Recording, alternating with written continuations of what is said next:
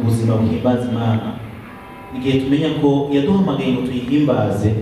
Ni Imana yuzuye ubuhimbazwa, irihagije muri byose, muga yaduteye iteka kugira ngo bikunde ko tujana nayo mu mugambi wayo wuzuye, muga biduhamagara kandi ko n'ibitangaza. Umunsi umwe umuntu bwiza tunga kukomeye y'ubujumbura n'indi cyangwa mu Burundi ngira ni zerabasasije niwe ngira gusoma ya menshi iyo mbere umunsi ziranotse iyo bari kwibuka ikintu c'imiliyaridi nk'amajana nk'atatu, miliyaridi amajana 3 cyababwira ati wowe witwa gute? Jozo Jespe ashobora ati Jespe wewe urafite amahera kugira ngo twubake iki? Ati ngo tubisanga ati inoti ya 2 ati ngo rero ati yazane twubake iki? Ziranotse yazanye imyenda amajana 3 nawe yuzana inoti y'ibihumbi 2 kandi akakubwira ati aha twe na Jozo turiko turubaka urugo. Jozo akagenda kubwira abantu ati ndabatera inkuru, aha turiko turubaka urugo twe na Ziranotse urugezo rudasanzwe ku noti yanga y'ibihumbi 2 n'imyenda amajana 3 sivyo kandi Ziranotse nimuteze urugo ati twe na Jozo turiko turubaka uko niko bimeze. Imana mu isi ishoboye byose, isi byose yiyujije muri byose, iriho muri yo nyene, yamwe izohoraho, yera muri atagatosa atacaha, ishima kuzana umunyabyaha ngo akore, ngo abe ugaragaza inganji yawe. Ivyo bintu muravyumva? Ikigwa rero gikurikira ni ikigwa cya Yesu Kristo, kivuga kuri Yesu Kristo. Iki ni ikigwa giheza kizana inyishu ku kibazo cy'umuntu. Umuntu ari umunyabyaha, bidashoboka muri kamere kiwe ko ashobora guhimbara Imana. Bidakunda ko umunyabyaha yokwandika indirimbo zininahaza Imana, zihesha icyubahiro Imana. Bidakunda ko mu bigumbagumba umunyabyaha yokumva Imana iganje muri we, akumva Imana niyo yonyene gusa muri we ishizwe hejuru, akagarimo akava mu gute. Ako kaga ico gihano wo muvumo arimo, uko gutakara yatibukiyemo, uko kajembegete arimwo ni gutakavamo, akakugwamo na Yesu wenyene gusa. Haleluya! Inkuru nziza y'ukugaruka k'umuntu guhimbaza Imana, kubaho ubuzima, kugaragaza ubuzima buhesha icyubahiro Imana muri byose na hose, ibihe byose. Ivyo iyo nkuru nziza ku muntu ni Yesu wenyene gusa, umunyanazareti. Haleluya! Kimwe ngo bavuge n'icyayi. Birashoboka ko twebwe twaje mwino Ikarishabwenge, usuzumye ibiko birigishwa uza gutora ko by'ukuri urakeneye Yesu, ubanza kuvuga kabiri. Ko muri twebwe usuzumye atakwigirisha mu buzima bwawe, uza gusanga utaravuga kabiri, naho Imana yaguteye iteka kwizigiza ibikoko. Ndakwingiza Imana ize gufasha, utakambira Imana ugati Imana ndatahuye ntikubizera. Mwanditsi umwe nigeze gusoma ya pastor yamaze imyaka 10 ariko arigisha ishengero ubwo ataravuga kabiri. Imana imugendera amaze imyaka 10 ariko arigisha ishengero, acagara imbere y'ishengero avuga ati jewe ndeka kubesha, nari maze imyaka 10 nigisha mwana aravuga kabiri. Uyu munsi numvise Imana inyemeza umutima ko umunyabyaha kandi ko nkeneye kwizera umwami Yesu. Hamaca arapfukama agatakambira Imana, avuga ubwa kabiri nyuma y'imyaka 10 ari kwigisha Yesu. Aho bakubabwira yuko urashobora kuba umurongozi w'indirimbo, urashobora kuba umuririmbyi, urashobora kuba indirimbo, wandika indirimbo umaze imyaka n'iyindi ubikora, kandi uri kuraririmba hamwe abantu bose bavuga ngo batwebereye muri mwe yavuga umukoresha ati abantu bose niyo bari bashitse, mwe ugasanga Imana ikuravye, urubanza rw'Imana ruri hejuru yawe kubera kamere yawe iratandukana, ntirabavanura n'igihano, iracabohanye n'igihano.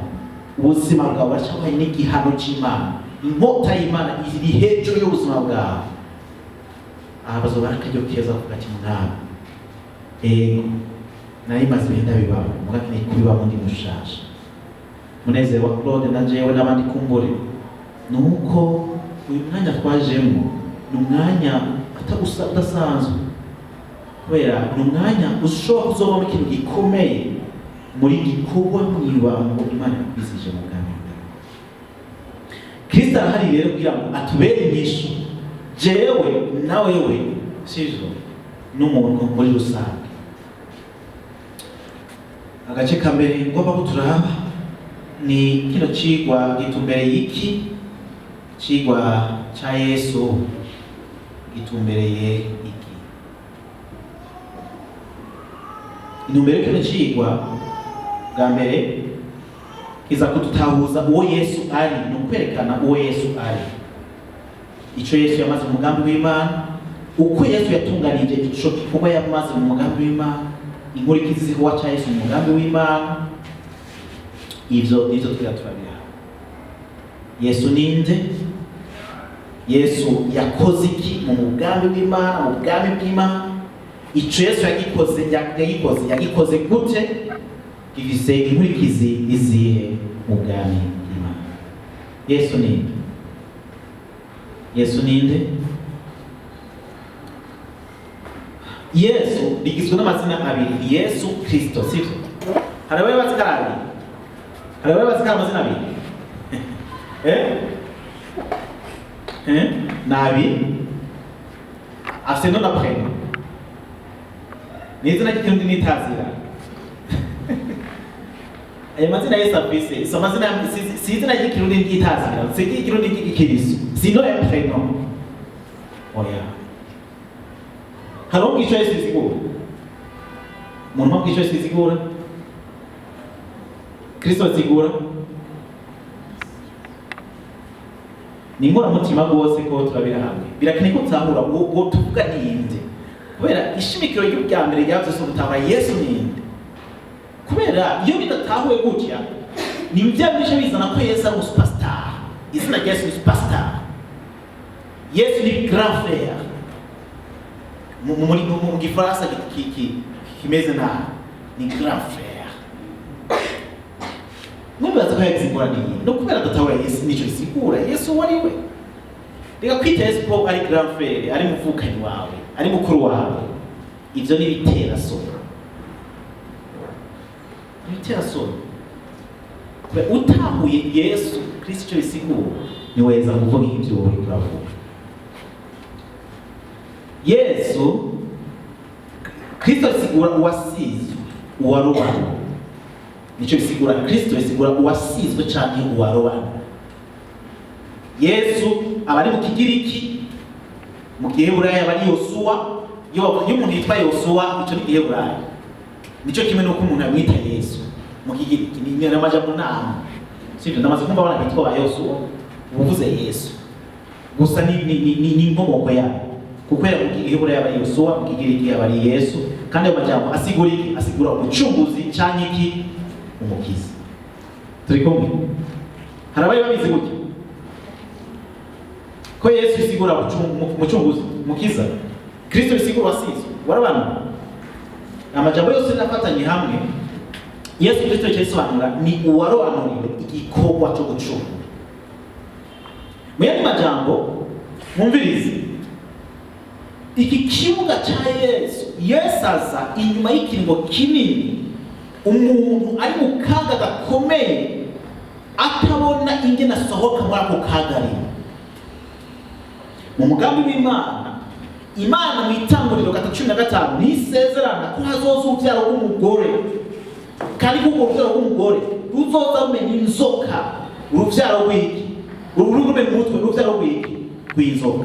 Mugabo urwo rugendo rwose kuva mu Itanguriro uravye amasezerano ya kera, tubona urwo rugendo atawigeze aboneka ashobora kunesha uruvyaro rw'inzoka. Turi kumwe?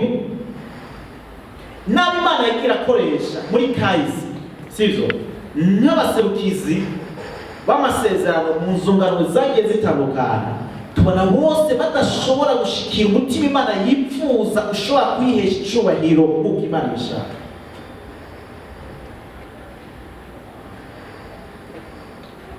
Turabona Nowa akoreshwa, mugabo tubona nawe Nowa atorwa nk'ugiriye ubuntu, mugabo atari uko Nowa abishoboye, abimerita mu Gifaransa. Kuko bavuga mu gice ca 6:8 nuko Nowa agiri ubuntu, havuga ngo Noé trouva grâce aux yeux de l'Éternel.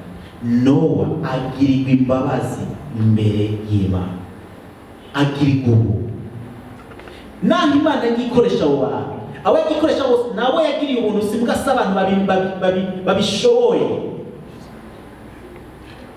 Nowa haravamwo abumvira Imana, mugabo muri abo bose twagiye bakora bagenda bagaragaza mu intege nke bafise nk'abantu.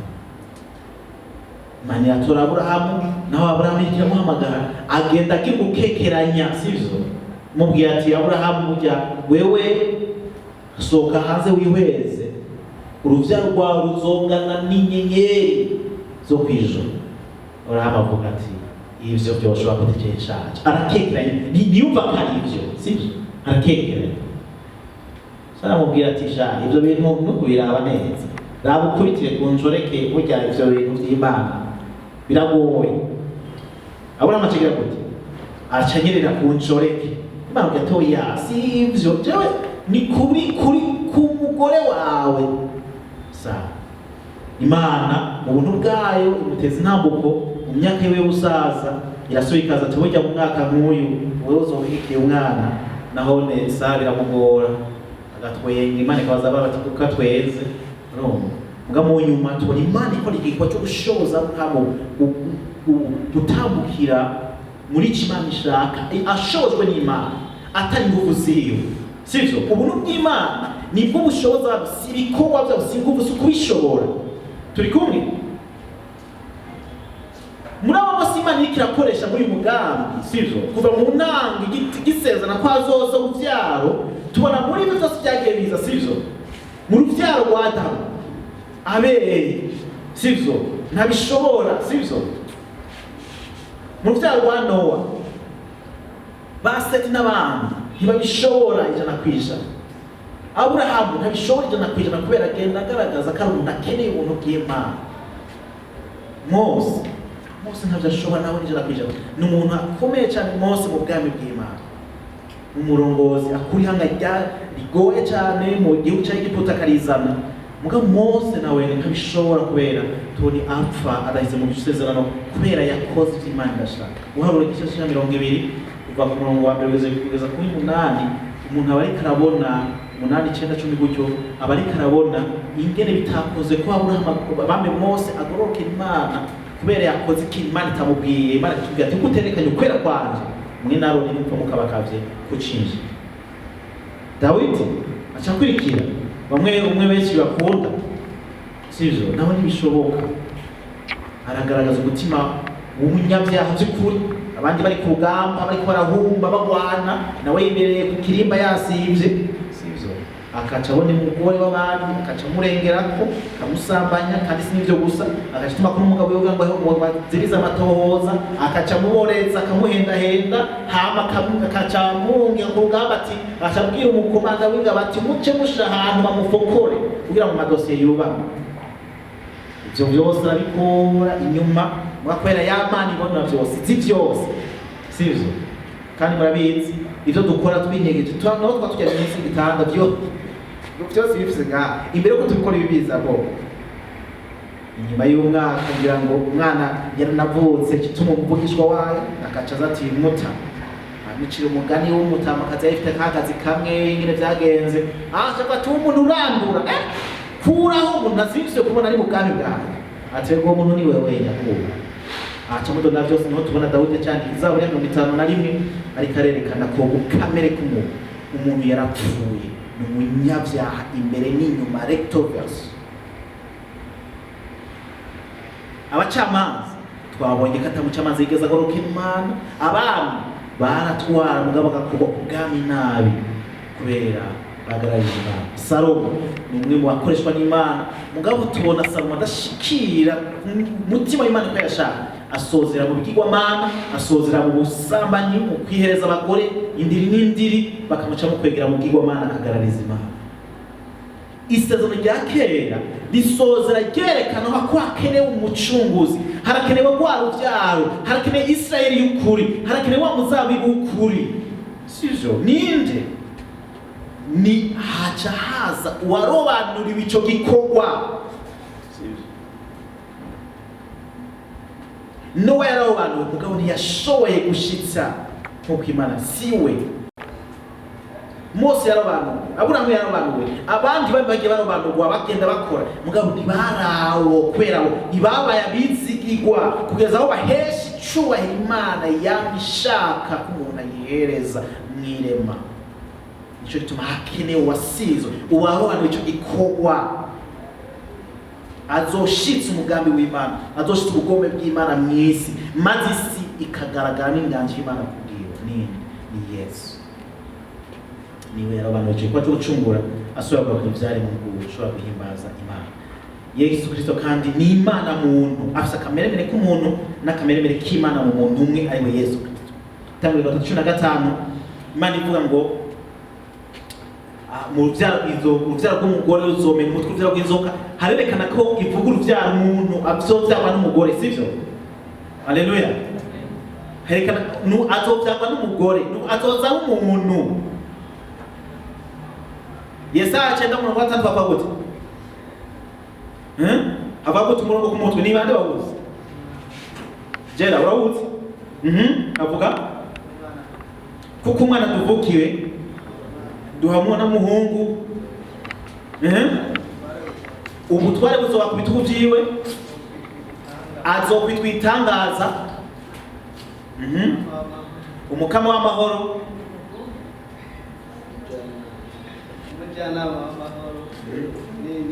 data wa twese ahora.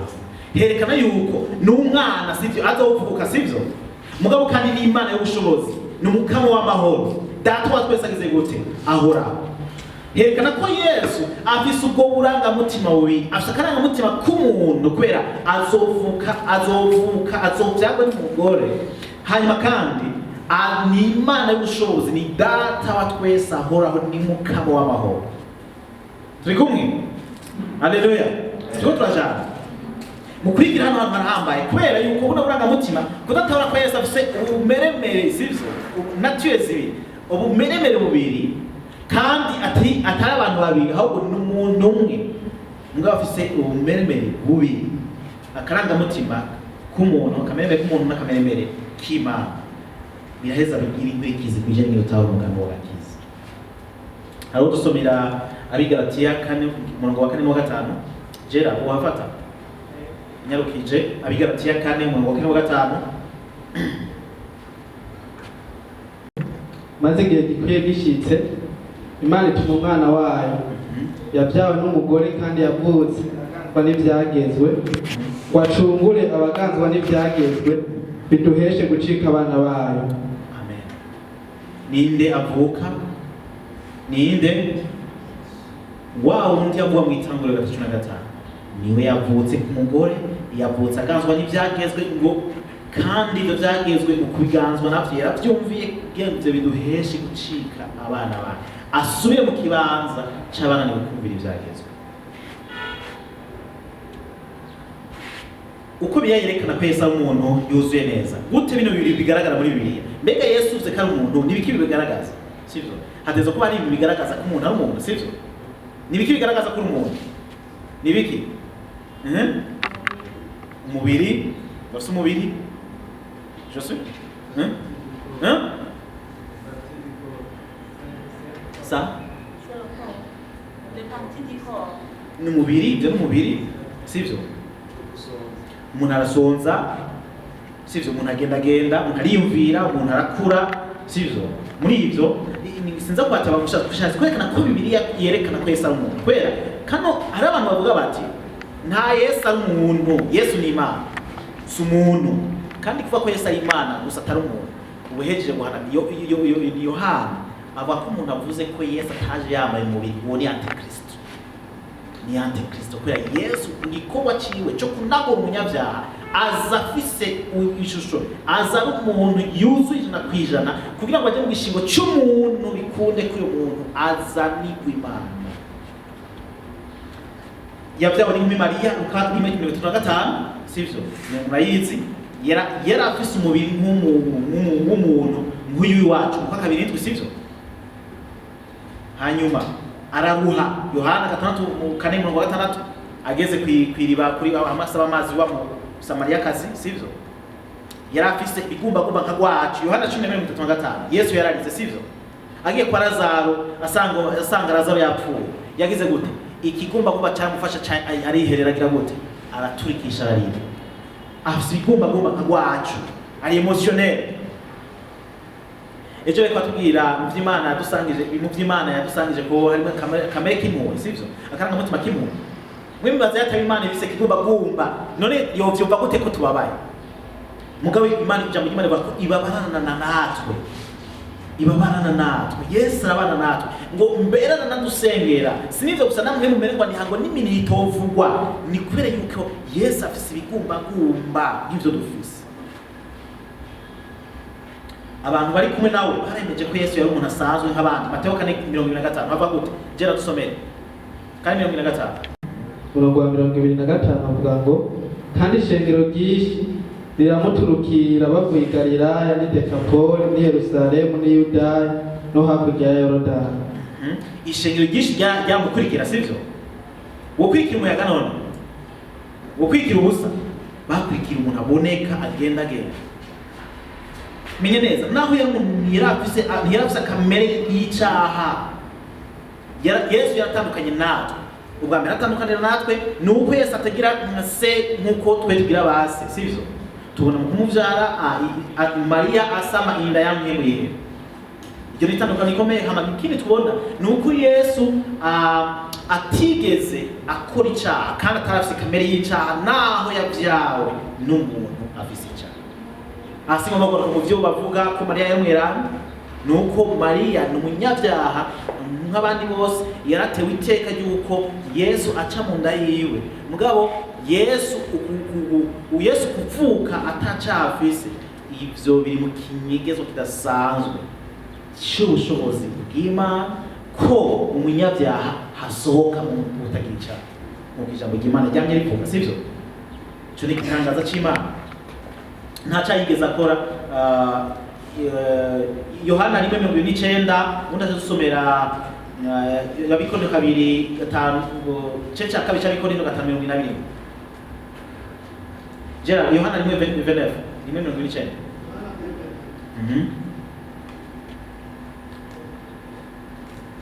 nyabutsa ngo bukeye bwaho abona Yesu aza kuri we aravuga ati nguyu umwagazi w'intama w'Imana ukura icyaha c'abari mw'isi nguyu umwagazi w'intama w'Imana ukura icyaha c'abari mw'isi umunyabyaha arakura icyaha c'umunyabyaha mugenzi we no ukura icyaha n'utagira icyaha sivyo icyo cya kabiri cy'abikorino 5:21 yindi mirongo muzo isomera muhira Chete cha kabiri cy'abikorino cyo cya gatanu ku murongo wa 21 bavuga ngo umwe atigeze kumenya icyaha Imana yamuhinduye icyaha ku bwacu kugira ngo muri we duhinde kugoroka kw'Imana umwe atigeze kumenya icyaha aho bari kuvuga nature adafise kamere k'icyaha atigeze abaho ubuzima udafise kamere y'icyaha ashobora gukora icyaha sivyo ufise kamere y'icyaha ni ngombwa ko icyaha udafise kamere y'icyaha ntibikunda umwe atigeze kumenya icyaha, ufise kamere katunganye, Imana yamuhinduye icyaha, yamuremetse, yamuhinduye icyaha kugira ngo twebwe duhindwe kuguruka kwe. Mu yandi majambo, yashimye ko Yesu aza kwikorera ibyaha byacu kugira ngo abihanigwe, hama twese duhinduka kuguruka Imana yamwifuza. Uko birerekana ko Yesu Kristo ari Imana yuzuye, kugira ngo tubone ko Yesu ari Imana yuzuye, turaba ko bwa burangamutima twasanga Imana ifise yisangije ko Yesu agize gute abufise, sivyo? Tubibonyesha twemeza ko Yesu ari Imana yuzuye. Bibiliya vyerekana rero afise ukubaho muri we, sivyo? Yohana igice cya mbere bwa gute, umurongo wa mbere muri Yohana ubutumwa bwiza, ubwa mbere na mbere jambo yagize gute, yamyeho, sivyo? Ariho muri we, yamyeho, ntiyaremwe, sivyo? Yamyeho. Ndabizi ko habaho ibyizerwa bindi bivuga ibindi, mugabo ngaha hari kwerekana ko uguhoraho kwa Yesu yahoze, ukumenya byose, sivyo? Yohana 2:44-45, kumenya byose. Jya washitse yego, Yohana 2 umurongo wa kangahe?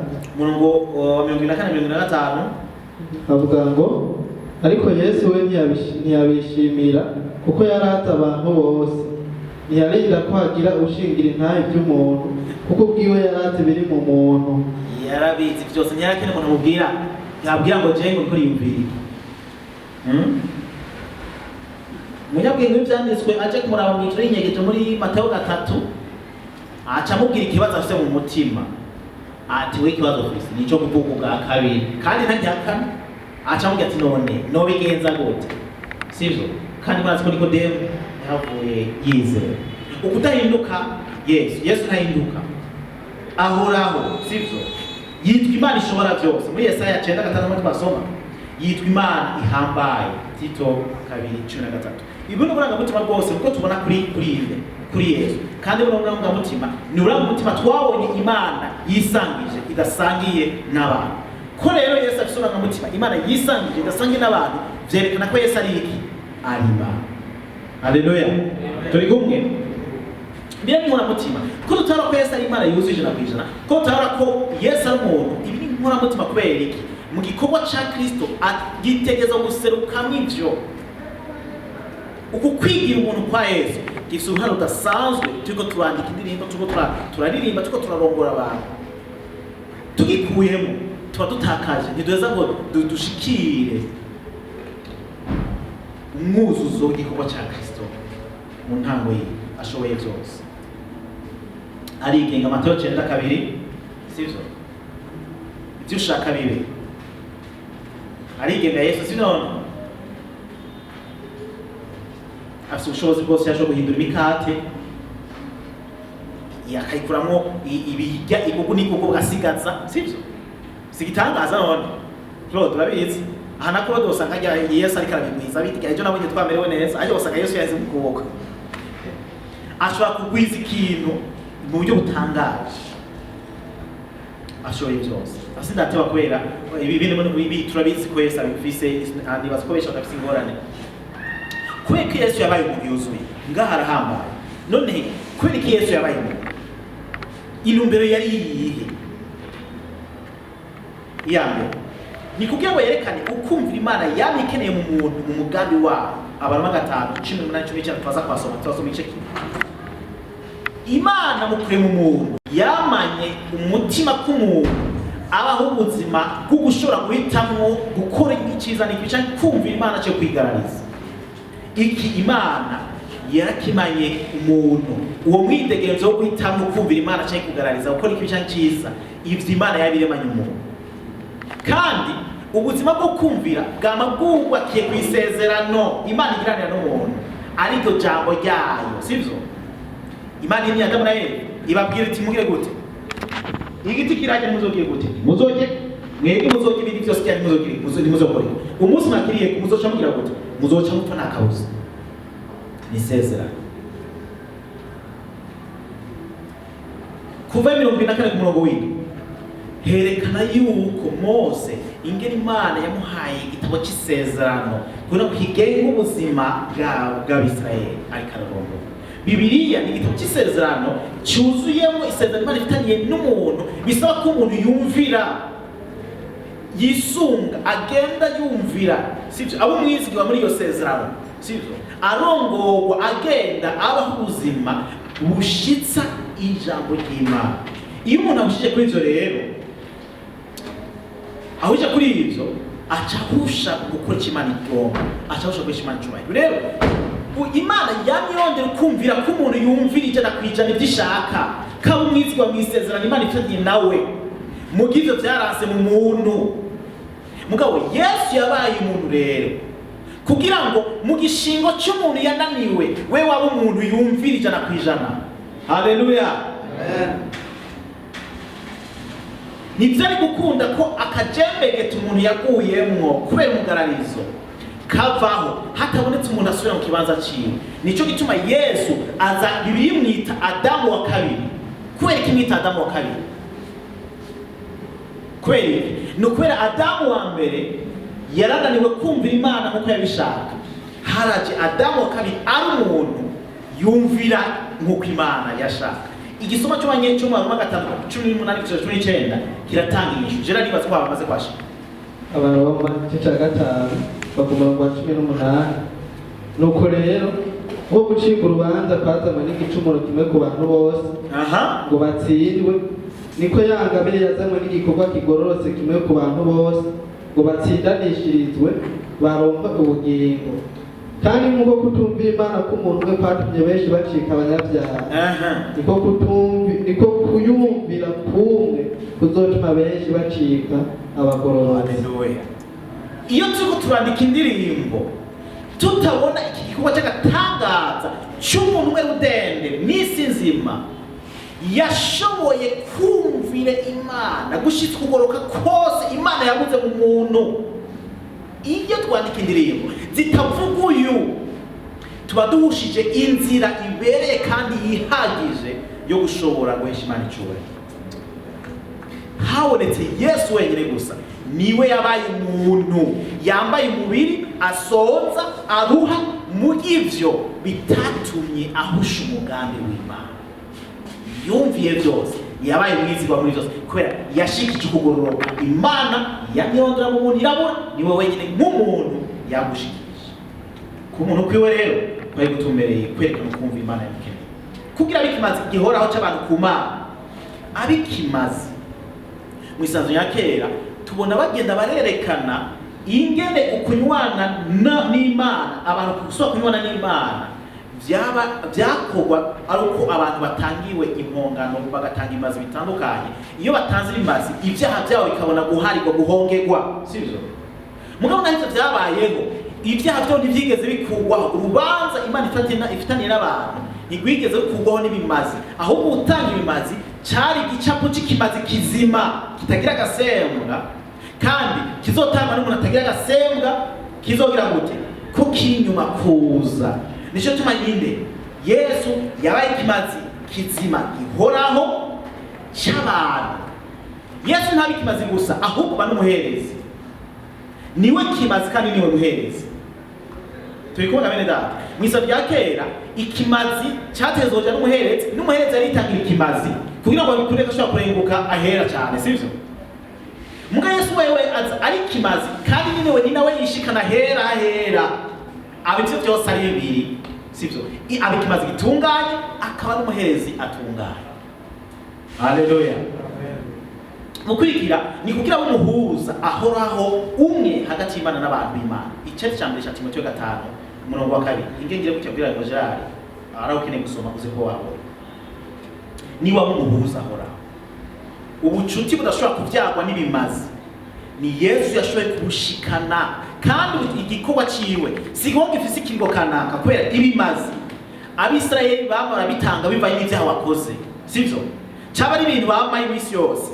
Muga Yesu ikimazi kiwe yatanze yagitanzwe rimwe rizima, kica kigira ububasha bw'ibihe byose kubagiha. Somaje kete cha Timoteyo 2:5 avuga ngo kuko hari Imana imwe kandi hari umuhuza umwe w'Imana n'abantu, nawe nyene n'umuntu, ni Yesu, ni Kristo Yesu. Ninde? Ni Kristo Yesu. Nawe nyene ninde? Umuntu. Umuhuza umwe gusa yarakenewe kugira ngo umuntu asubire kugaruka mu migenderanire n'Imana, ave munsi y'urubanza rw'Imana, bikunde agasigaruka kumvira Imana. Ninde? Hategezwa kuba umuhuza umwe gusa, kandi nawe yategezwa kuza ari umuntu. Iyo hari impande zibiri zishamiranye, bagakenera umuhuza ategezwa kuba agize gute? Yemewe kuri izo mpande zose, sivyo? None ku ruhande bavuga bati uwo twe turamwemera, no ku rundi ruhande bavuga bati nta ngorane uwo natwe ndamwemera, yosha kuba umuhuza wacu, sivyo? Iyo izo mpande zibiri zitemera umuhuza ko ashobora kubahuza, ntibikunda kuba ko umuhuza akora igwako. Murabizi mu gihugu cyacu hagira abahuza mu byabo, nuko abahuza bafeza kuba bemwa n'impande zibiri, sivyo? Uruhande ruri mu ishamba n'uruhande rwa leta, bavuga bati uyo turamera bakashobora kumuhuza wacu. Niko bigana imisi yose. Yesu kugira ngo bikunde kahuza umuntu n'Imana, ategeza kuza ari umuntu, sivyo? Turi kumwe? Kandi akateza kuza ari iki? Ari Imana. Nico gituma rero kuba umuntu kwa Yesu ari nkora mutima, kubera iki? Uruhande rw'umuntu teza guserukirwa n'uruhande rw'Imana rukateza kugira gute? Guserukirwa. Haleluya. Ikindi no kugira ngo aheshe Imana icubahiro mu kuzana inganje y'Imana ku isi nk'uko iri mu ijuru, nk'uko Imana yamye ibyifuza kuva mu irema. Ayo Filipi 5:5 kugeza kuri 11.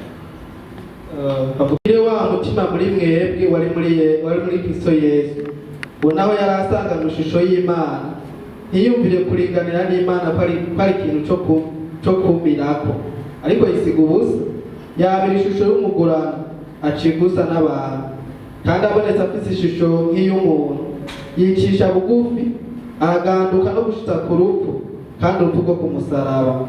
Icyo cyatumye Imana imushira hejuru cyane, ikamuha rya zina rirengeye ayandi mazina yose, kugira ngo amavi yose azapfukame mu izina rya Yesu, ay'ibyo mu ijuru n'ay'ibyo ku isi n'ay'iby'ikuzimu, kandi indimi zose zize zature yuko Yesu Kristo ari uhoraho, ngo biheshe Imana Data wa twese icyubahiro. Amen. Musomye kano gace, nimona ko atari bitandukanye. Nibona ko ibyaremwe byose bisubira kugaruka, sivyo? Guhesha Imana icyubahiro nk'uko Imana yabiremye bitaratozekazwa n'icyaha kubw'igikorwa cya Kristo. Isozo rero majambo yerekana kugira ngo Imana ihabwe icyubahiro. Igikorwa cya Kristo, ibyo mu kuzimu, ibyo mu isi, ibyo mu ijuru, byose bisubire bikoranirize hamwe guhesha icyubahiro Imana. Ubu biciye muri Kristo Yesu. Agarukana kwerekana igicapo cyo mu itanguriro itaratozekana, ingene muri Kristo Yesu ibyaremwe byose iyo biva bikagera bizosubira biguhesha Imana icyubahiro. Mu yandi majambo, Imana izosubira ihabwa icyubahiro, ironka icyubahiro cyayo mu byaremwe byayo mu ijuru no mu isi. Haleluya. Icyo Yesu yamaze mu mugambi w'Imana, Yesu yamaze iki? Yakoze iki? Icyo yamaze niki? Tukimaze umwanya mu gutuma twisonga. Igikorwa Yesu yakoze kigaragara mu buryo mu rugendo rw'izuri ntabwo zibiri zikomakomeye. Kandi abaririmbyi, abandika indirimbo, abarongora abantu mu ndirimbo, iyo tuterekanye Yesu wari we nk'uza gusubiza imigenderanire hagati y'umuntu n'Imana yatosekaje no gucuma k'umuntu, ngo nitumwerekane kugira ngo abantu bumve usura kubagarukana mu migenderanire, mu bucuti, ingene bikunda ko Imana isubira igahabwa icyubahiro, twahushije igikorwa Imana yatwizirije cyiteka. Iwaciwe rero mu ntabwo zibiri kirimo imirongo twasomye mu Bifilipi. Ubwa mbere Yesu akora icyo gikorwa ciwe mu ntabwo zibiri ni ugukengereka no gushimagizwa. Ugukengereka kwa Yesu abikora gute? Ugukengereka kwa Yesu cyangwa uguca bufi kwa Yesu kwari gufite intumbero yo kuriha ikiguzi cyangwa impongano yo gucungura abantu b'Imana tubona mu buryo bubiri, ukumvira no kubabazwa. Kandi ugaca gukwengereka karahambaye kubera iki? Katwereka ko Yesu yemeye gushushanywa, sibyo? mu gukora icyo gikorwa cyiwe cy'agatangaza cyo gucungura cyo gukiza, Yesu yemera gushushanywa n'umuntu, aheba icubahiro, akaza mu isi akaba umuntu. Ikintu nitubwira tucyumva kubera twaratose kare, nitwumva uburemerezi bwacu. Uriyumvira Imana izi byose ishoboye byose yera itunganye kuza kuba umuntu. Reka turarimba ngo Yesu yaducunguye gusa umenga numva ni idiri yahiye nyine ibintu bisanzwe. Mugabo turigera twiyumvira ingene Yesu ibi ari kiguzi kidasanzwe kuva ku Mana akaza kuba umuntu. Naho nyine yabaye umuntu w'umusirimu, umuntu w'umubose nka Claude. Yavukiye hehe? Mu Gasagara abantu bose banebagura mu bwato bw'inka, sibyo? Ava ku bantu b'abasirimu, abantu basanzwe, abo ubuzima buryoshe, ubuzima buwe abantu bose bamuvuma amate, bamukengera, bamutuka, sibyo? Kandi abo bantu bamutuka ni bana, abaje gucungura niyo bamuvuma amate. Kandundura bashika n'urupfu rwiwe, bamwica nk'umumenja, bamwica bamwambuye impuzu. Umugabo w'imyaka 32 bagukura impuzu imbere ya nyina wiwe, imbere y'abigishwa, imbere y'abo hari mikate, imbere y'abo yagabura, imbere y'abo yibigishije. Murumva kano kantu kengera, uyu mutima wo guca bugufi kwa Kristo, arondera umunyabyaha jewe, wewe umuntu yagararije. Iyo tutumva, iyo abantu bariduza, biririmba, bishyira hejuru, baba ko bakomeye, ko ari Imana, ko ari itangaza, baba batakaje, bafite amakenga. Kuko umuntu yatahuye iki gitangaza Yesu, niyo ririmba igitangaza we. Imana yigira umuntu akengeretse. Uranzi Yesu afite ubushobozi bwose, abantu bakaza bakamubingura ngo niwigire Imana, bavuze ko Imana ngo niwikize, bakamuvuma amate ngito, sibyo? Bakamushishagura kandi afite ubushobozi bwose, akinumira, agaca bugufi, akababazwa, sibyo? Maze Petero ngiye byamushegeshe, akavuga ati nawe nuko n'agasozo gove, agatora intama ati, Yesu avuga ati mutamasuko, twebwe urugamba ndi musugo, subi ngufu, subi misuso, ati yabarivyo ati ngufu ni misoso. Je natuma kore iyono 12 zikaza, canke kuvuga ijambo rimwe gusa bose bakaca bagira gutevye. Mugabo ingene yemera guca mwino mibabaro, akuzuza yo byose, sivyo? Imibabaro umuntu ategerezwa kuba ari karacamwo, yemera aremetswe kubera umugarazo wiwe. Yesu yemeye kwiremekwa, arayemera. Erega hari ibintu yuvuga ngo ni ubukoroni, bagutwara ubukoroni urumva kubera yuko nta ngufu bufise zo kwikura icyo kintu, nta yindi shwa. Mugabo urazi ibintu ushaka kuvuga ati ibi ndavyiyambuye bikaca bikunda, abantu bose bashaka gukundagaza bikaca bikunda. Mugabo kwemera ko bagucunaguza araba, kandi si ubushobozi bwose ko abantu bashobora kubakuraho kanyisasi. Uku no guca bugufi ku buryo budasanzwe, yemeye gukengereka kugira ngo umuntu agaruke mu bucuti n'Imana. Igitangaza kumvira byose, ukumvira bisiguri, ukumvira kwa Yesu Kristo bisiguri. Yesu yumviye ibyagezwe byose nk'uko Imana yabishaka. Yesaya 42:40 kandi Abigalatiya 4:4-5 twe twasoma, dukoresha n'Abigalatiya nyine ibintu muzayisoma. Iyumvira Imana izi byose, igorotsa ataca, mbwa yigishwa kumvira ibyagezwe. Ega Yesu yakuye mu kibano cy'Abisirayeli muri societe, yarumvira byose, sivyo? Abavyeyi ragamburuka, ivyo bateka akabikora, sivyo? None nigihe bariko baraharira, haje hatanga umuco w'abafarisayo, barananirwa, haza abasadukayo, baraza bamugeza ngo none umva ujyana gutanga amakoro, baramugeza kugira ngo arabe kacumura, kadatanga ikoro ubwami bucyo mufata, sivyo? Hanyuma bazamugeza catori kingora ati nzanisho kingorongoroshe, barakizana ati mumbonera hari binga, ngari ko kayisati sawa, ivya kayisari yesa Imana muri Imana. Ubyo atanga ikora abwira Petero ati genda urobe hashasha, siko bashaka. niyo gendo robe hajya baza kukura rufi cyuwasa kuchukura amahera cyo tutanga Yesu azayumvira ivyagizwe kandi ari Imana yabitanze ndazi bamwe mu ngorane mu tugira bakubwiye ngo uri umurongozi w'indirimbo ngaha kuri imbere bacabwe umunsi mugenda ngo uririmba baking hari inyuma uguma wumvise umunabe ati uguma wumvise bagusuzumuye bamukengeye je muri tele professionnel barantuma ko nibitunako aho ngiye bandamutsa ntibamvuga no ngiye zina none banje kuza baking hari n'ibyo byaje tumvikana abantu batabona sisi note ngene babishi kumva muri nkarakantu kateye mu mutima mvuga ati ni atari agasuzuguro nako waje umuntu gusa amenye A ucumenga yamenye na Z ntimubizi ahandaze no kwiga ngaha habaza bati ivyo ndabizi bariko twisha ibintu byo muziki ati ivyo sinabitanje ndabizi hari abantu baje bafisa kukana mbwa Yesu azi byose wewe yemera gutozwa ivyo azi akabigenderamo akavyumva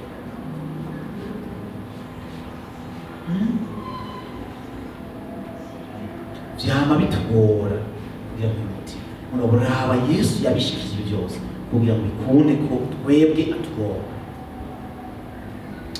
kumvira rero yumva ibyagezwe byose ukubabazwa kwa Yesu gacu nibisigurike yarihangana imibabaro yose yari ikenewe mu kurika ibuzi cy'ibyaha byacu Yesu imibabaro yose umunyabyaha yitezwa kumvira gucango umunyabyaha ategezwa kubamo ariko Yesu yayiriye ku yose hogi umuntu mbwira ati atari umubabaro Yesu ataciye mu wayo umuntu yumvira Yesu akwiza imikate nani mugagasonze akemera gasonza kandi ashobora kugwiza imikate imibabaro yose yarayumva yemeye gukwitwa n'abantu yemeye gutwa n'abantu Yesu yavuga ngo yari abantu bahura bahisha mu nyuma guhura muravyumva mwege mu kirundi bakoresha mu guhura kandi n'ijambo ryiza uhura ni hamwe uvuga ati Claude yaciye ngaho akavuga ati aha kwere haciye sinzo kuyasaba kwaca n'umunsi umwe muravyumva yari mu bose bahisha mu maso bahura batifuza baterera kure bashirira kure bakengera bazinukwa imibabaro yose Yesu yari matanye n'igihano umunyabyaha yikoreye Yesu yaravyiremetse byose abigira gwe Kantike 83 nabivuga rwose icumu byari gusogotwa umunyabyaha jewe Yesu yararisogoswe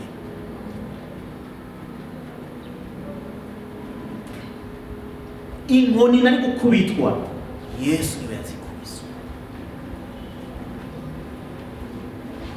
kimwe mu bintu by'ababibabaza ndashitse ngivuga ati Mana ndiko ndarabigira ndiko nananirwa kujana n'Imana ko Imana ibishika bishaka kubona Yesu Imana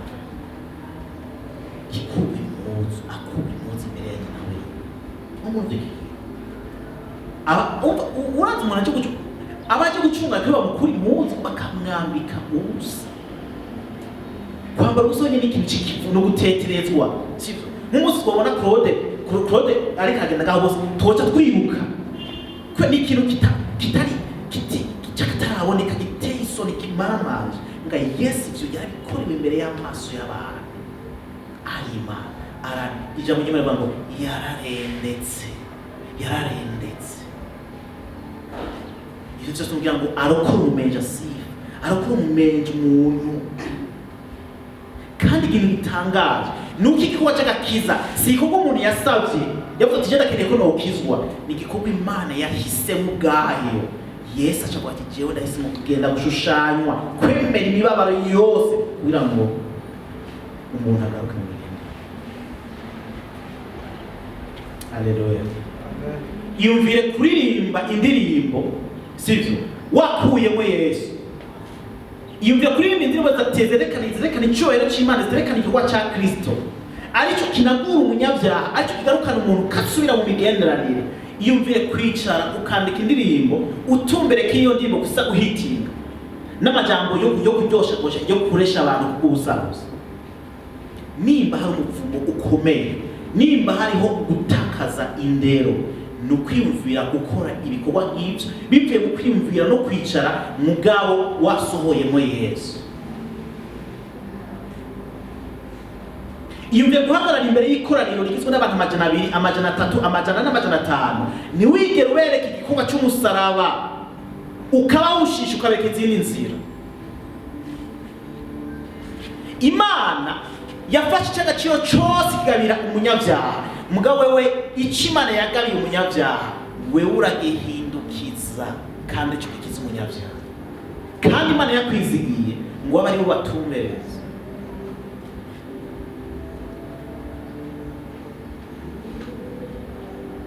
Yesu akavuga muri Matayo ati burya rero abigisha niho bazobazwa byinshi.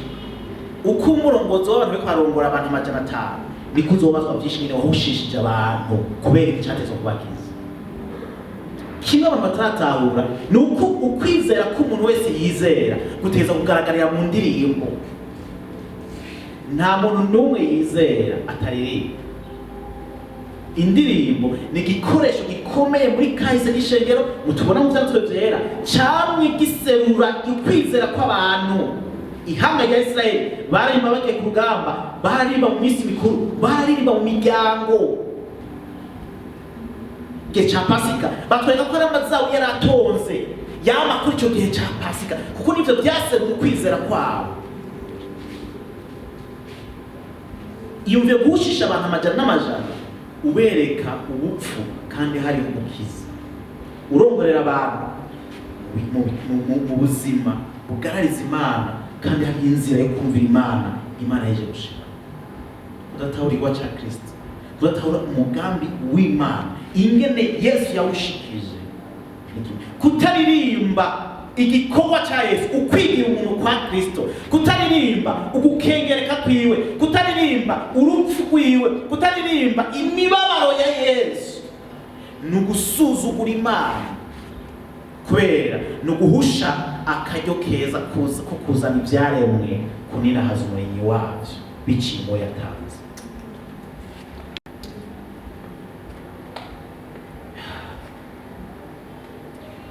Ugushimagizwa kwa Yesu kubwacu gusigurike. Izi ntabwo zibiri Claude baza kumbwira nihagera, tubona intabwo yo gukengereka, tubona no gushimagizwa. Ugushimagizwa kwa kuri mwiki, ugushimagizwa kwa Yesu kugizwe n'iki? Kugizwe nukuzuka, nukura mu ijuru hamwe no kugaruka kwiwe. Ibi bice bitatu birahambaye twaba kugushimagizwa. Iyo tuko turaririmba, iyo tuko turaserura ukwizera kwacu, ntiduserura gusa ko Yesu yakengeretse, ko yaje mu isi, ko yigize umuntu, ko yababajwe, ko yapfuye kugira ngo arikuze cyacu. Mugabo ivyo nivyahenga. Yesu yarapfuye azira ibyaha byacu, muga ntiyaheze mu mva, ahubwo yaranazutse. Uyu munsi wa Mungu abizera bakona ko benshi baba bariko barahimbaza intsinzi. Ni umunsi Yesu yazukiye, ni umunsi udasanzwe kwera, niho hahera ibijanye no gushimagizwa, sivyo? Muribaza nk'iyo Yesu apfa ntazuke, igwa cyesu cyari kuba gikwiye? Nicyo kuba gikwiye kubera yapfe nticyareshije, nicyakunze, nicyatotse. Ukuzuka kwiwe rero byerekana ko yatsinze iki? Yatsinze icyaha, yatsinze urupfu. Haleluya. Ukura mu ijuru kwiwe byerekana ibyizigiro bidasanzwe yuko natwe tuzogira gute? Tuzohabwa, tuzobanaho nawe, tuzohabwa ubwiza. Ukugaruka kwiwe kwa Yesu kutwerekana ibyizigiro bidasanzwe yuko amasezerano yose amategeko y'umugambi wo gucungura azokuzura, aho ishengero izoshikanwa ku Mana kumwe Yesu abivuga muri Yohana 17. Rero iyo tuko turavuga gushimagizwa kwa Yesu, kuba kurimo kuzuka, kuba kurimo kurira mu ijuru kwa Yesu, kuba kurimo n'intambuko yo kuzogaruka kwiwe, gusozera umugambi wo gakiza kugira ngo ab'Imana yatoranije bose ibashikanirwe, gutyo bagazanye nayo ibihe bidashira. Icyatumye aduzwa mu ijuru ni kugira ngo Imana ihabwe icubahiro, kuko ivyaremwe byose byashikaniwe muri we, sivyo? Yadugijwe, sivyo? Yadugijwe kugira ngo Imana ihabwe icubahiro. Igikorwa cyawe berekana igihwa cyarashimwe n'Imana. Imana ikwiye kuninahazwa kwera umugambi wayo, igihwa cyayo Imana yagishije umwana wayo. Kugaruka kwa Yesu nuko yaje mu isi agapfa, kazuka kandi kaduzo mu ijuru, nikazoga ko gusozera umugambi w'agakiza k'Imana mu bana mu kubana nabo yicumuriye akaramata byose. Cyo cyane cyo cyo kandi 17 harabivuga Yesu azogaruka kandi kicerekana kugeza ko hejuru ukuninazwa kw'Imana gushimagizwa kwa Yesu kubera byerekana ko umugambi w'Imana uzokuzura ngo cha Kristo kizokuzura bihe byose. Ngene Yesu yabikoze. Yesu yaraje ariko agikora mu ishengero ryiwe kandi azocuzuza. Iyo tuko turavuga kwa Yesu ingene agikora mu ntambuko tuko turavuga ingene Yesu yashikije yaje mu isi, donc intambuko ya inauguration ingene yaje akerekana intango y'ubwami bw'Imana, sivyo? Kwa kumvira Imana yamikeneye kwa Yesu yaraje mu isi arerekana kumvira Imana ishaka, sivyo? Kugira ngo bazomukurikira baze bumvire nkawe. Amaze kutuzwa mu ijuru uko kumvira yakugabira ishengero riragenda ryumvira mu ntege nke bishobojwe namwe mwana namwe muwiwe mwo kandi kumvira kuzuye Yesu azogusozera mu kugaruka kwe. Haleluya. Uko Yesu yagaragaje ubwizigwa mu gushitsikirwa ciwe ni gute ubwizigwa Yesu yabushikije? Yabushikije mu kwerekana uruhande rw'umuntu n'uruhande rw'icyo yakoze. Cyo dukwiye nk'abanyabyaha n'urupfu n'ingero y'icyaha cy'umuntu. Abaroma 3:23 ni kwavuga ingero y'icyaha n'urupfu. Iki ni cyo dukwiye. Kintu twadukwiye no gutandukana n'Imana kubw'ibyaha byacu, no gutandukana n'Imana ibihe byose kubera icyaha cyacu. Kindi umuntu icyo dukwiye no kujakarira icyaha n'ubwami bwa Satani. Yesu yakoze iki? Ku rupfu n'ingero y'icyaha cy'umuntu Yesu yapfuye nk'ikimazi cyangwa impongano ku bwacu. Cyo cyaka bica Bikorino 5:21 harabivuga n'abahero 9:46. Umwe atigeze kumenya icyaha, Imana yamuhinduye icyaha ku bwacu kugira ngo duhinduke ukugoroka kw'Imana. Mu gishingo cy'uko twari twategeza gupfa, ninde yapfuye? Ni Yesu yapfuye. Iyumvira kutereka abantu ko umuntu ari munsi y'uburake bw'Imana muga ko ari wamurambiwe, sivyo?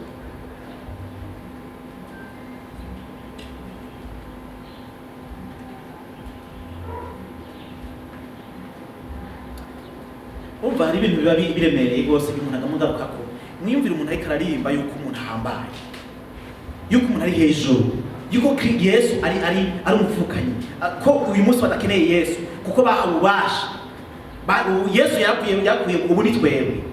Umva umuntu aba ari hejuru ngo yapfuye mu gishingo cyacu. Claude ndazi arakunda umufasha wiwe rwose kandi umufasha yaramukunda kandi sendera bavuga ati iyo abishoboka basezerana nukuri tuzotandukanye. Umva bamwe baravuga narapfiriye n'ukurawe aho uzoja mugabo kimwe mu bigoye Claude wogira mbako baje ati hewe jewe nawe yazotangurende ninde batangura Claude wovuga ngo nangura ndasubwo kuja mu gishingo cy'umuntu gusa. Uyu munsi ndavuga ati Claude jewe ngomba gusaba ideni muri bantu ingu nyishinge, uvuga ati ndavye guhemu bw'abantu nawe mugenzi oya dukunda muhira tubihagarike. Uyu munsi kugira ngo umuntu gusa kwishinga kugira ngo bagwite n'ibyo muri bantu ingora ni kweri iki umuntu kugira ngo yishinga umuntu ngo Yesu yishinze umunyabyaha rectoverse yapfuye imbere n'inyuma aja mu gishingo cy'Imana. Gira kabiri yatwujuje n'Imana gutyo atuzana gusangira nayo. Haleluya. Ya migenderanire yatosekara Yesu niwe yayisubiye yayinaguye. Umuntu yasubiye mu bucuti n'Imana bwa Kristo kuko wa cha Kristo. Yesu bwizigwa bwiwe bwatumye umuntu asubira mu migenderanire n'Imana, bwatumye urupfu rutuvako mu gishingo cy'urupfu turi mu bugingo buhoraho. Mugabo kandi imigenderanire yaratosekara ibihe byose Imana Yesu yarayinaguye ibihe byose. Sinico gusa yaturokoye mu buja bw'umwiza aduha kujakarira ukugoroka n'ubwami bw'Imana. Haleluya. Amen. Hari indi bivuga ngo nari mu mwije mukabije Yesu aramurikira, nari mu mwana utayisoni Yesu ankuramo, sivyo? Ntimushobora kwiyumvira. Urumva iyo turiko turavuga iyo turiko gutwara abaja sinzi ko cyumvikana. Nibaza ko twege kuri tweta cyumvikana. Iyo muvuze ko umuntu yabaye muja nuvuga ko icyo kintu mukimuganje imbere n'inyuma kandi ata buryo bwo ushobora kucikuramwo. Iyo twavuze ko umuntu yabaye umuja w'inzoga umuja w'ubusambanyi ni umuntu naho ubwira gute bigoye ko umuntu apfavana n'ivyo bintu. Umva nivyo biba byuzuye mu bwenge, nivyo biba byuzuye mu bikumbagumba kandi ntafise n'imvu zo kuvyikuramo. Rero twari tujakara icaha cyari kituganje atamara ashaka kucikuramo no kuciyambura, sivyo? Yesu acakora igikorwa cy'uko dukura muri uko kujakarira icaha n'ubwami bw'umwiza, atwimurira mu bwami bwiwe, sivyo? Ataduhindura kuba bajakari kugororoka. Nje tuma umuntu yapfutse ubwa kabiri yama yipfuza kugororoka, aranyote mu buzima bugororotse, aripfuza ubuzima bugororotse ku murango n'umwiza. Ijambo ry'Imana Yohana kandi ava ko yaje mu mwiza w'umuzitanye ari umuco kugira ngo yigarurire abakeneye kugira abana b'umuco. Haleluya.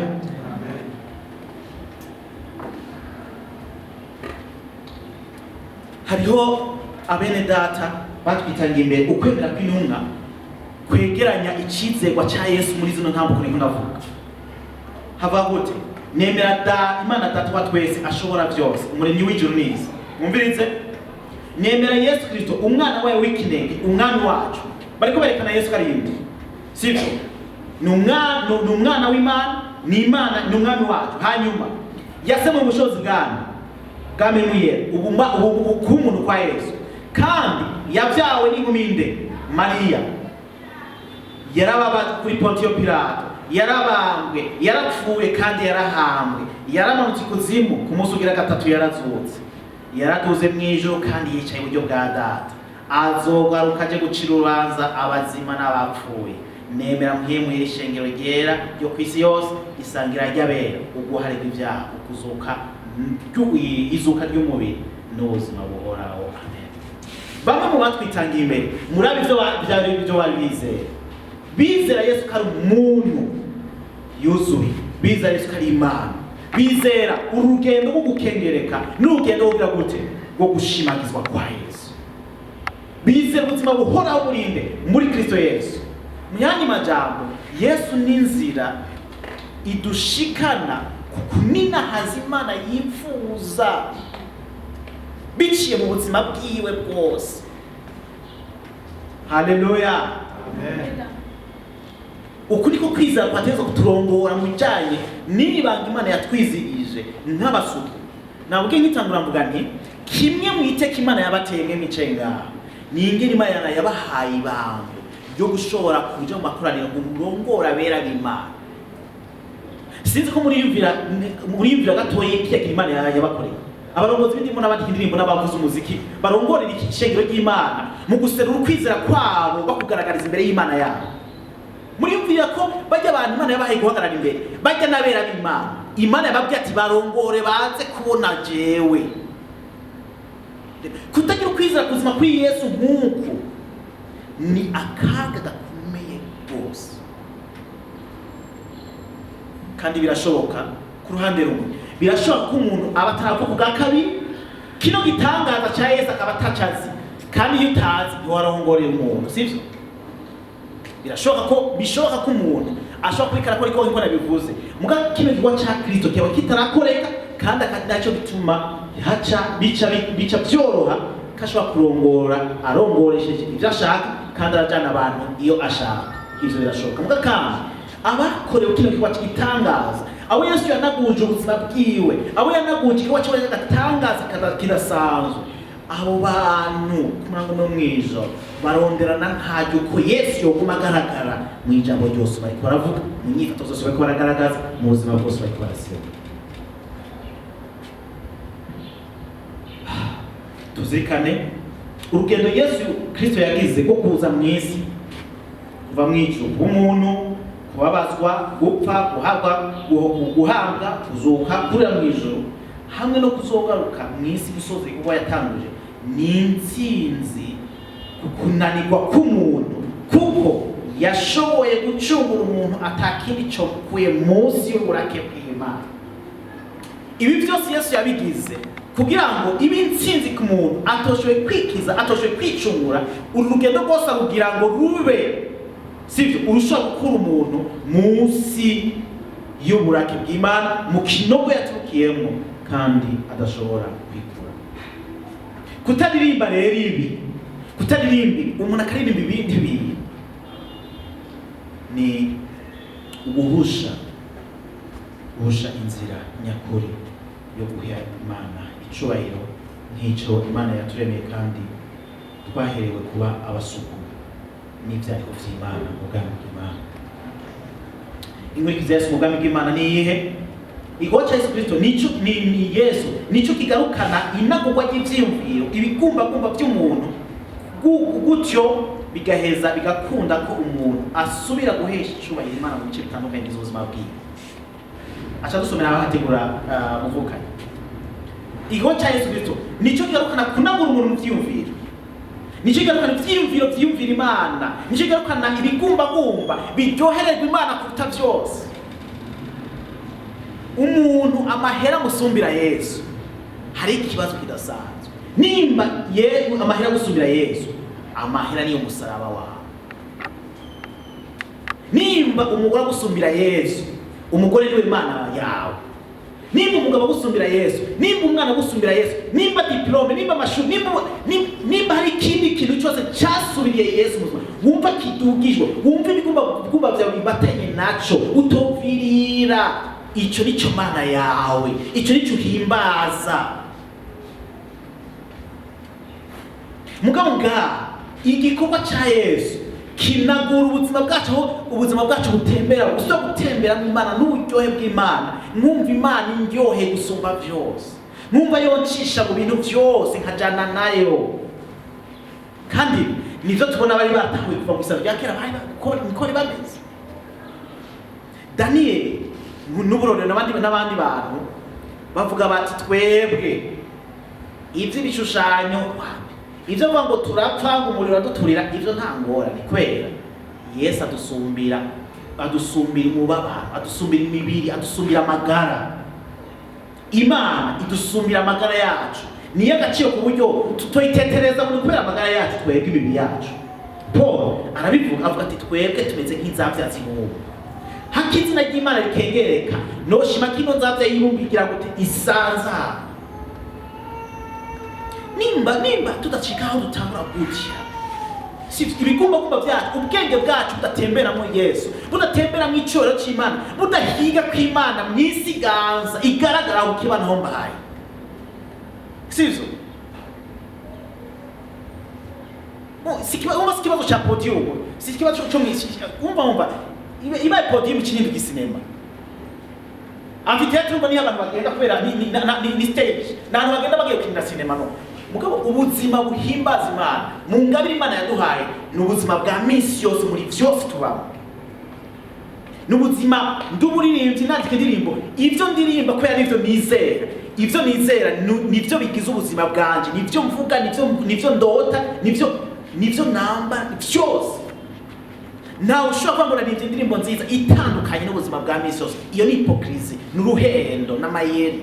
Ndaririmba indirimbo yuzo kwizera ngeze mu ishengero, muga muze bwa misi yose nkora ivyo ibindi byose binyuranye byo ndirimba, ubwo n'uruhendo kandi nawe uri kurahenda kubera yama nibona byose izogufyonyorana na Satani munsi y'ibirenge byawe. Imana sindayihenda kubera ni Imana izi vyose.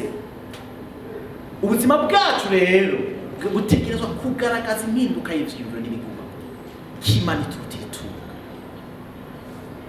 Hano umutwe ko turaguheruka tuvanye mu gikorwa hano, ngira nti nenda kubaza, iyo duhemukiye Imana kubera amahera, tuba twibaza ko imahera none aza umunezero tukeneye cyane. Nimibaza ko wemu tugira kwera ivyo dushaka, nibaza ko bijya dushaka ariko cyo kuri twari dushaka, bijya dushaka bitwereka icyo dushaka tutazi tukeneye, naco ni Imana. Haleluya. Umuntu wese nta kindi kintu nakimwe umuntu abuze uretse Imana. Umuntu abuze Imana kandi ni yakeneye. Ibindi byose abantu barondera sivyo murabizi. Iyo unavuga ngo je nabuze umunezero kene kuja muri boîte araja akazovana yamarira n'umubabaro. Kwe nta umuhiga ko atita umunezero. Nuko ati je nkeneye kwigema abagore 15 uzozana 15 uhiruronda n'abandi byawe. Uvuga ngo je ngo ni umunezero wanjye uzo kwiga amashuri menshi uzoyiga uco upfuri kurayiga kubera uzobubona kitamunezero kw'ivyo wize gutrashi uco utangira gute utanabima kubera muri ivyo si Imana yashimye umunezero yawushimye kuwutereka muri ibi muri Kristo Yesu. Niyo honyine ibyizigiro by'umuntu n'umunezero n'amahoro igaruka. Muri Yesu niho ibango ry'ubwami iry'ubuhereza n'ubwishwa risubira kunaguka. Haleluya. Iyo turavuga bino ni inkoramutima. Uravye muri Bibiliya tubona n'amabango adasanzwe, ibango ry'ubwami, ibango ry'ubuhereza, ibango ry'ubuvugishwa. Aya mabango rero ni Yesu aza kuyuzuza kubera mu isano rya kera tubona Imana ano mabango y'amabango akomeye. Aya mabango arongora abantu, umwami yaragejeje gutunganya byose, yari isoko y'ubuzima bw'abantu, niwe yarongora abantu muri byose muvugishwa, niwe yamenyesha ivyo Imana igomba ku bantu mu buryo Imana ishaka. Hanyuma umuherezi niwe yigisha abantu kandi akagarukana abantu kunywana n'Imana no kubereka neza ingene ivyanditswe bivuga ingene abantu bakwiye kwitwara, kugaruka Imana ishaka ikeneye. Ibi Yesu niwe agomba kuvyuzuza, niwe binagura, niwe anagura no mabango Imana itugabira, aho isubira kutwita mu gice ca Petero yandika ko turabami n'abaherezi. Abariko aravuga ko twanaguwe n'Imana muri bya bintu twateze kwitwara nk'abantu, n'abateze gusasikaza ubwami bw'Imana, sivyo nk'uko Imana ibishaka. Ni Yesu abinagura muri twe, gakunda ko bikunda kudusubira kugaragaza inganje y'Imana mu buzima bwacu. Ni muri Yesu honyene ishengero canke umuntu asubirana ubuzima bushobora gutangaza Imana yonyene gusa, sivyo nk'umuvugishwa. Ni muri Yesu honyene bikunda ku muntu ashobora kugaragaza, guserura, gukora, gushitsa iribango ry'ubuherezi nk'umuherezi azana abantu mu Mana, arondera ko isi igaragaramo kwera kw'Imana. Nabonye ko amasaha kugira ngo y'akaruhuko ageze, muntundire dusenge kugira ngo cyo tubandanya isiye tumubige cyane kugira ngo muze kuronka n'akajyo kuza kubaza. Twumva imitima yacu muri kino kanya mwami, ufise inyota n'ufise n'amarira. Dufise amarira kubera twiravye ubuzima bwacu, usanga imitima yacu huzuye umugararizo, ubwenge bwacu bwaratosekaye, bitunanira gushitsa icyo ugomba naho tukibona. Bitwereka mwami ko dukeneye ubucunguzi, bitwereka ko twebwe mwami dushobora guhimbara Imana, bitwereka ko umuntu yataye imbere, bitwereka ko mwami ari turi maramari, kuba twarahushe umugambi wa kandi wo gutera iteka. Kurundi ruhande na mwami tunezerejwe nuko wabonetse, waserutse, waje uja mu gishingo cyacu kugira ngo bikunde ko dusubira kuzura n'Imana, wanaguye imigenderanire dufitanye n'Imana kugira ngo bikunde ko dusubira guhesha icubahiro Umuremyi yatwizigiye, akatureba mu ishusho yiwe kandi akatugabira kuri ibyago by'umugambi. Twuzuye umunezero kwera, twongera kubona ko hari inzira ikunda imwe gusa rudende, kubikunda ko umuntu ashobora kugaruka mu migenderanire agasubira kunagurwa, maze upfa kumuvuga ko kandi agahabwa iboroshye. Wakoze mwami umwanya mwiza twabaye, twaryohewe kandi watwigishije.